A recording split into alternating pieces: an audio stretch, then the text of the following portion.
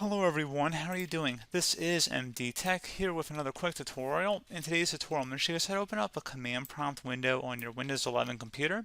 So this should be a pretty straightforward process here, guys, and without further ado, let's go ahead and jump right into it. So a couple things you could try here would be to right click on the start button and then select run, type in CMD, and then select OK. This is not a non-administrator command line window. Otherwise, if you want to open up a command prompt with administrator permissions, open up the magnifying glass search icon and type in CMD. Best result should come back with command prompt. Right click on it and select Run as Administrator. Alternatively, you can also select Run as Administrator on the right panel here as well. Select Yes if you receive a user account control prompt. And there you go, guys. Simple as that.